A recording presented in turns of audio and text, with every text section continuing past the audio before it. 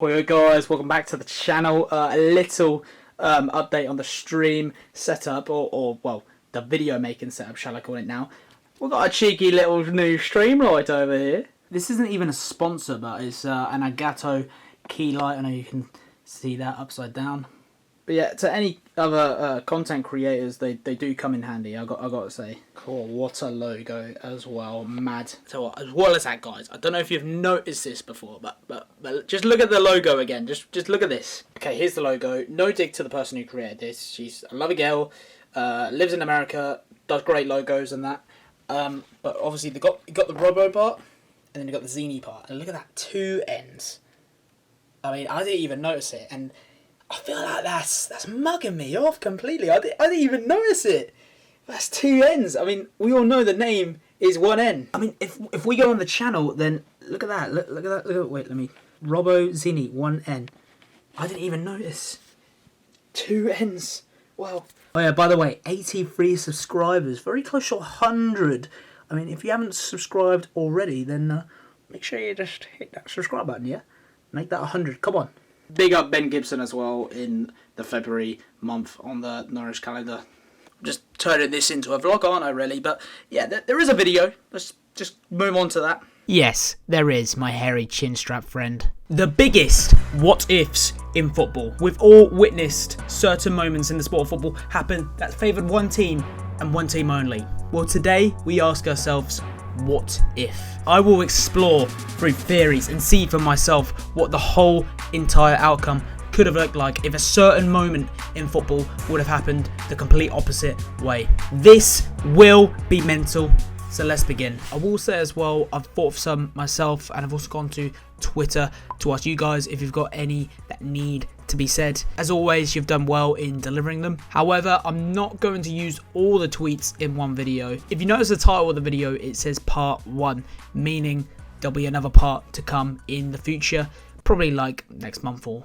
whatever. There will also be a biggest what ifs at Norwich that I'll be doing, and I'm hoping to bring a guest on for that one. I'd like to bring that one out before I bring part 2 out as well, so you may see that come in the next month again. The Norwich one definitely has to be done. Like, one of them that we could do is what if Paul Lambert never managed Norwich City. There's a lot of detail we can go into, a lot of theories we can perhaps discuss that could happen. Cannot wait for that one, and I hope you guys are there for that. So hopefully this episode today does lift off. But you guys know what to do though to show your support and to make sure you guys see a part 2. Then like the video, and perhaps even if you subscribed, then we'd bring this and make this into a series as well. I'm just saying. Like, how amazing would that be? Enough of that though. Let's get into this one and begin the biggest what ifs in football. Oh yeah, by the way, little side note, it's been a long time now since I've had a haircut, so the hair is growing longer day by day, so apologies about that. But we move, so let's go. So to start with, we'll go for a tweet sent in from @David_Bilsby, obviously the creator of the Unmuted Voice, and sadly is also a Tottenham fan. I'm sorry, Dave, I really am. But he said, what if Sissoko didn't give away the penalty in the Champions League final back in 2019? Let's divulge. So Liverpool break out on the attack. Mane has the ball, enters the box, looks to cross it in as he seeks out Jordan Henderson, who's making a run in. But unfortunately, it hits Sissoko in the arm or armpit kind of area, to tell you clearly. This then leads to a penalty for Liverpool that Mohamed Salah smacks in to the back of the net. Okay, just imagine this. Sissoko chests the ball down from when Mane tries to cross it in.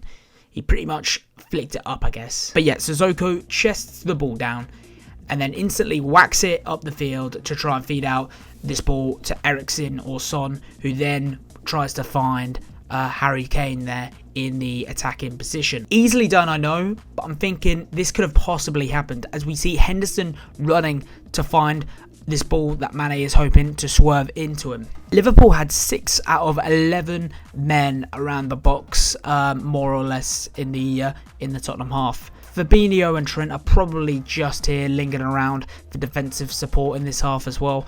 And also as backup in a way, you know, if the ball ricochets to them, they can instantly find a pass to one of their teammates to continue the attack. And that just leaves Van Dijk and Matip for Tottenham to worry about. So there's probably a nice target for Sissoko to sniff out, who can then hopefully be left with him and Kane going up against Van Dijk and Matip in the Liverpool defence. The scenes, if they'd found themselves clearing the ball and instantly putting that counter-attack on, putting the pressure on Liverpool overall. They then find themselves scoring the first goal of the game, and Liverpool never even get that penalty in the end because Sissoko chests it down instead of it hit him in the arm or armpit kind of area. Tactically and mentally, it changes the game for Liverpool if Spurs score first. The outcome could have been Spurs feeling confident and playing with freedom against Liverpool and perhaps scoring another goal, as Liverpool could have played more defensively by this point if they're a goal down in the Champions League final. But I do realise this was a good Liverpool team. I mean, after all, they had like 98 or 99 points, didn't they, in the Premier League that season? They didn't win it though, Man City did. But maybe if this hadn't have happened and it was Liverpool who conceded, then maybe, just maybe, ladies and gentlemen, it could have been Spurs' year, and maybe it would have hindered Liverpool's title chances for the next season, which has been last season, of course. The scenes. And what a mad theory to hit us off with. I'm sure every Tottenham fan got excited over hearing that. Okay, moving on. We'll stick with Tottenham again. Something that applies to them. I feel personally attacked when I witnessed this last season. This one's from @JoshNCFC27. He says, what if Pukki's goal didn't get disallowed? Interesting, very interesting, and yeah, I'm about to feel pain. So I actually feel there's more to this than we actually think for. For those who didn't know, when we, being Norwich, played Spurs last season at home, we actually started the game to a very good start. Stevenman tested the goalkeeper early on, and then sooner or later, Vrancic had a breath of fresh air, mad confidence, and starts running through the middle and scores a brilliant goal to start us off. We're 1-0 up and everything is good. Then Aurier has the ball and suddenly someone wins it off him. Who? Mario Vrancic. He wins the ball, gains possession back, and quickly sees Timo Pukki in a great position and stiffs him out and plays a great long pass to him, like genuinely a world-class pass that you're only seeing in the Premier League. Pukki chests it down as the ball comes to him and then goes for goal and sees it go into the back of the net, basically. The whole of Carrow Road is loving it at this point as well. I was watching it at home and I went mental in the living room. Sorry to my neighbours. I mean, after all, we're 2-0 up against Tottenham at this point. But wait, hang on. VAR pipes up. Referee Kevin Friend is interrupted by Chris Kavanagh in the VAR offices. He notices Pukki is offside from his shoulder. Utter joke, and we are frustrated. But they believe he's off. I mean, from the stance he had to pull off, like physically had to pull off in order for him to run. There's no other place his shoulder would have or could have been. It's very, and I mean very specific. Without computers, the goal stands, by the way. So it's now gone back to 1-0 us. We all of a sudden start to crumble a little. We give away a stupid free kick, literally on the line of the D. Ericsson picks up the ball and takes it, and you just know it's going in, and it did. It's now 1-1. And by that point, the game changes. You know, it's anyone's game, 50-50. We do start to find our rhythm back. Pukki's through on goal. Can't quite find that needed shot as Vertonghen steals the ball off of him. But then it gets banged in to Aurier's feet and he scores an own goal. And now the score is 2-1 us. After this, Harry Kane is through on goal, changes his directional play as he tries to sneak a shot in. Christoph Zimmermann comes out of nowhere and slides tackle into him. And yeah, it's a penalty. And yeah, you know it as well, 2-2. And that is how the game finishes. Now to the theory part. If that BS hadn't have happened and that goal Pukki scored went in, it's 2-0 earlier on. And that tactically changes the game for us and Spurs. Tactically, they're going to be more defensive now. I mean, after all, is Jose Mourinho as the manager. You know, it's 2-0 within, like, I think by the 25th minute. Still very early on in the game. This 2-0 lead that we would have had would have made it harder for Spurs to come back into the game. If you're 2-0 down as well in the first half, then it's just almost game over. I mean, if you're 3-0 down, then I think it's fair to say it is practically game over. But stranger things have happened in the Premier League, of course. And also nerves hit that Tottenham squad if they're 2-0 down. Instead, though, we realise we've been disallowed. Probably one of the worst overruling of VAR up to this point in the season. And we're the ones feeling the nerves after all. Our game changes and look what happens. We begin to not find our comfortable rhythm that we originally had. We give away a free kick and a penalty, and Spurs themselves both score the 2 goals from set pieces. Frustration begins to happen and also desperation. Zimmerman was desperate to not lose that 50-50 fight he had with Harry Kane, but instead he puts a slide tackle in and the referee says it's a penalty. And a win at that time would have meant for us to keep the pressure up with Watford, who beat Villa 3-0 and were on 16 points. And that's the same Aston Villa who were 18th at the time. 18th with 18 points. They could have eventually been the new team to slide in to that 20th spot. In the same game week, West Ham and Bournemouth both lose as well, leaving opportunity. Our next game we get a draw against Palace.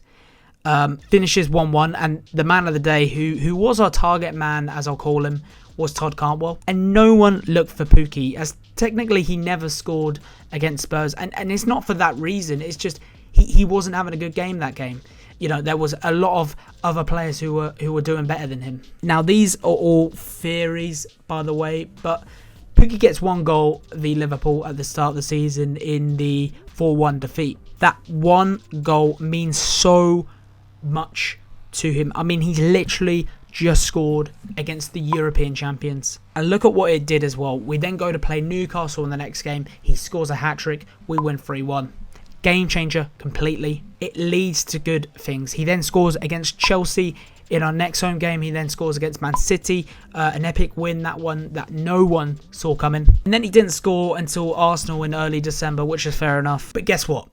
He scores back-to-back in that game after the Arsenal game against Southampton, which was a defeat, but still, he scores. The next goal he scored on the league was actually a month later, the reverse fixture against Tottenham, and that was only from a penalty. And the same thing we saw from Liverpool to Newcastle could have happened again. So after Palace, we had United, we lost 4-0. Let's just say he scores the first goal and then gets another in the United game, and we somewhat get a surprising 2-0 win. I mean, if we're beating Manchester City, then who's to say we can't beat United? To me, the game changes if you score first. And say if we win both of these games and the result that we get against Bournemouth, which was the game after, Man United stays the same as it was that last season, which was a win, then we're in 19th. And it's room for optimism and space to exit the relegation zone and to survive in this league. This was extremely long-winded, I do apologise, but possibly that goal could have meant so much more. Remember, again, it is just me playing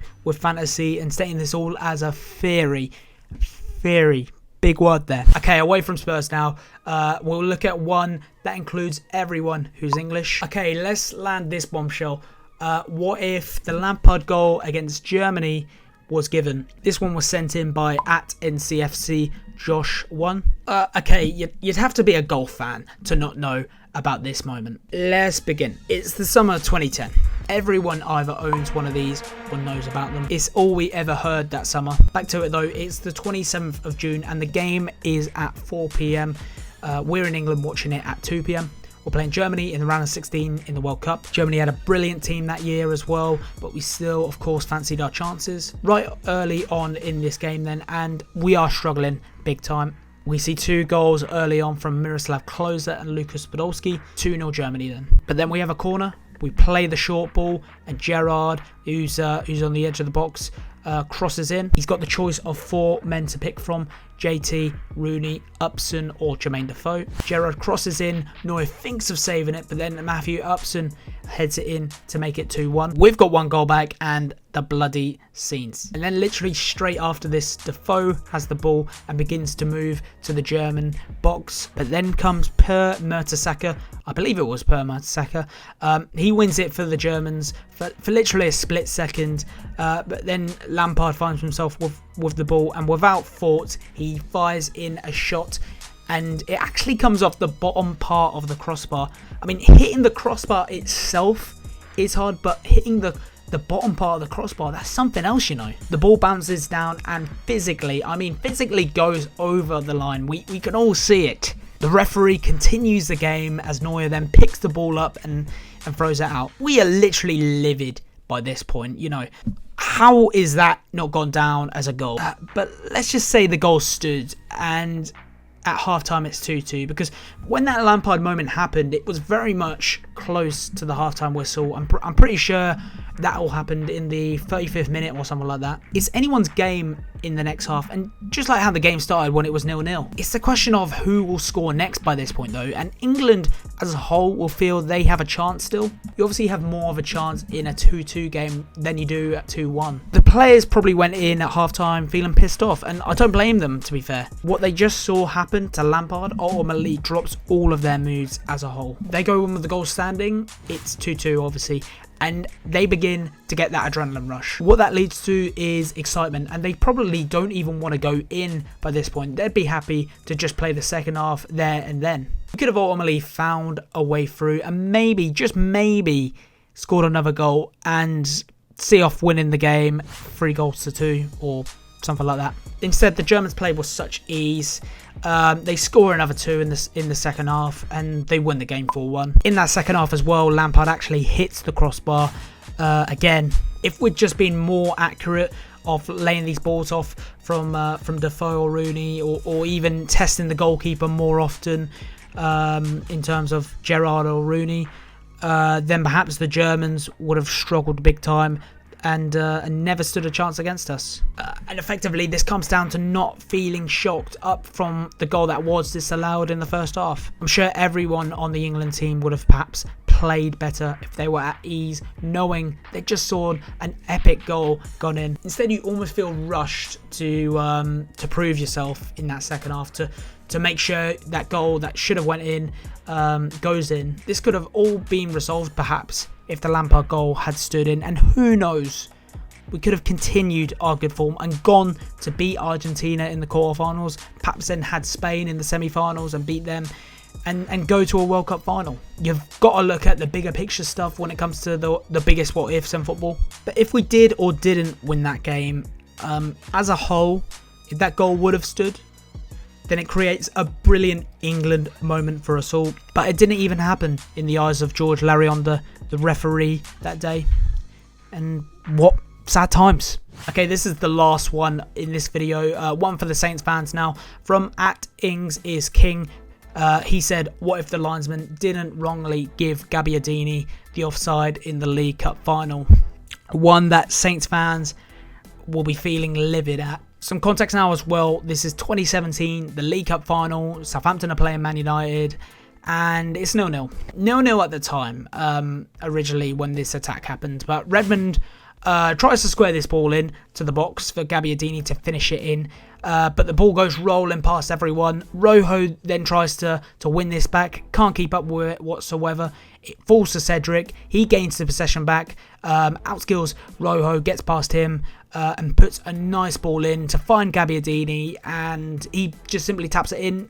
It's a goal. It's 1-0 Southampton. And what a moment too. 14 minutes in, and Southampton have found themselves 1-0 up against Manchester United. But the linesman interrupts the party and rules it offside, and frantically makes that decision too. Like literally, the goal goes in, he puts his flag up and says offside. Not a moment of thought almost. And this is a perfect example as to why we do need VAR now. Where Chris Smalling's foot is actually allows Gabbiadini to be onside. The goal that he just scored should have stood, and it should be 1-0 Southampton. And the same as the Norwich game, Southampton start to begin to play shaky. They would feel frustrated, just like the Norwich players did, that they're not 1-0 up, and they begin to show this frustration on the field. I mean, Oriol Romeo puts in this horrible nasty tackle into Ander Herrera, who was doing some nice footwork as well. This then gives away a free kick, which is more or less 35 yards out from the goal line. Ibrahimovic steps up, a man who's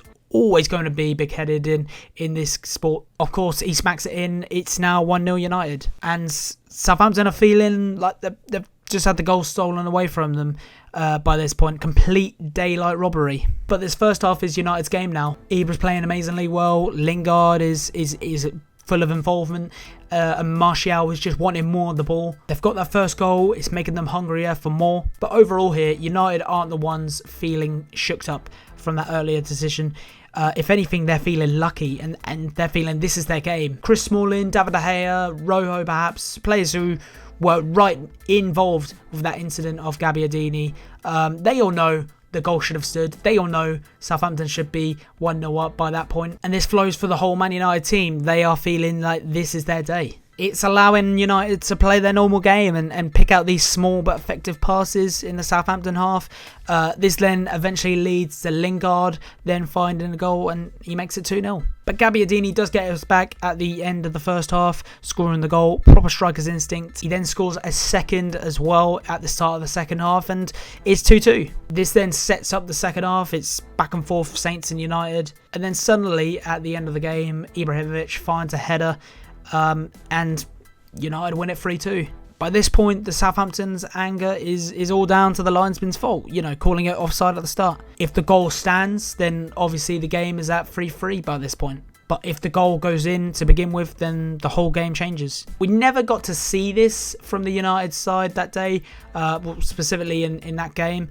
But Jose was a manager, and I can guarantee them going 1-0 down to begin with would lead to Jose parking the bus. And that just provides freedom for Southampton if United are going to do this. They then gain confidence being the team in the lead. They see physically on the pitch that United are scared of them. And this can lead to more chances for Southampton. But that first goal goes in, it's a game changer, I'm telling you. And that's pretty much it. I mean, I was going to add a fifth what if in football, but I thought we've probably seen enough for today. I don't want to make this too long of a video. I don't know how long it is right now, but it does leave more for another day when I can cover this again in part 2. I'm also constantly trying to upload weekly at the moment. That's all going well, just about. But yeah, uploading as much as I can. Part 2 will be coming out though, so to definitely make sure this does happen, hit that like button and be sure to also subscribe to see more from myself. I cannot wait to cover more of these. They're really fun to do actually, and it allows me to get you guys involved on Twitter. If you haven't followed my Twitter already, then be sure to do that. The link is in the description. Apart from that, I do think that is all. Thank you again guys for watching. I will catch you in the next one. Goodbye.